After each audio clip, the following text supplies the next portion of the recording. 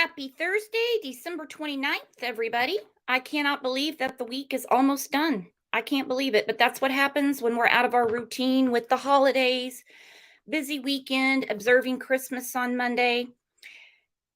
Out of North Carolina, Madalina, Cojocari, neither her mother or stepfather had their hearing yesterday.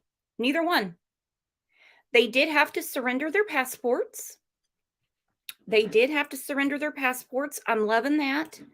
So they're still behind bars. Good. That's a good look for them. Also interesting what went on yesterday. Of note, family of Diana Cojocari appeared to be in the courtroom. When asked for a comment, we were told verbatim, "You need to go away." We were then given the shoe motion by the individuals. Never mind taking a minute to advocate for Madalina, who's been missing for over a month. Captain Jennifer Thomas of the Cornelius Police Department addressed social media on Tuesday and said this is a serious case of a child whose parents clearly are not telling us everything they know. That goes without saying. Her family is there, Diana's family, Madalina's family, and they say, "Shoo, get the hell out of here. I don't have time to talk to you." Not even we want Madalina home.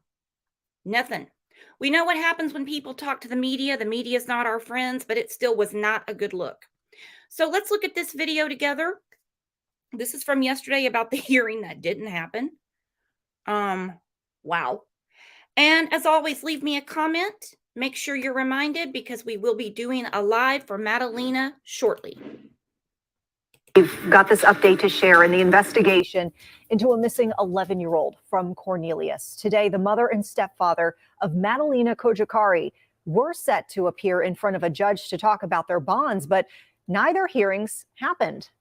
Madalina's mother, Diana Cojocari, and her stepfather, Christopher Palmitter, have been in custody since December 17th. That is where they will stay as the search for Madalina continues. WCNC Charlotte's Chloe Leshner is live at the Mecklenburg County Courthouse. Chloe, what happened in court today? Hey, Fred. Well, neither hearing happened as we expected it to today. Both Diana Cojocari and Christopher Palmitter did not appear in front of a judge virtually or in person. Instead, the attorneys met privately with the judge and they decided on some changes to the bond conditions. Both Christopher Palmitter and Diana Cojocari are still in custody, facing felony charges of failure to report a missing child. 5 weeks after 11-year-old Madalina Cojocari was last seen publicly, her mother and stepfather will have to hand over their passports. The two will also have to wear an electronic monitor if they bond out. Today's court proceedings, seemingly held in private, attorney Gary Monty, who is not connected to the case, says this could be for Madalina's safety. The missing child is paramount.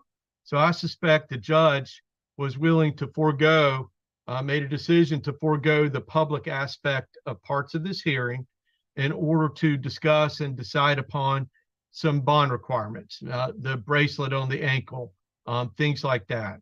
And so that's the justification in all likelihood for all of that not happening in the normal fashion. Madalina was reported missing on December 15th, 3 weeks after her mother, Diana, claims she saw her last. Diana told police she didn't call them earlier because she thought it would cause conflict with her husband. Cornelius police have conducted an intense search and chased 250 leads worldwide, but lost a significant chunk of time in those first 3 weeks where Madalina was not reported missing. This is a serious case of a child whose parents clearly are not telling us everything they know. Bond still sits at $200,000 for Christopher Palmitter and $250,000 for Diana Cojocari. Their next court date is set for January 9th. Live in Uptown, Chloe Leshner, WCNC Charlotte.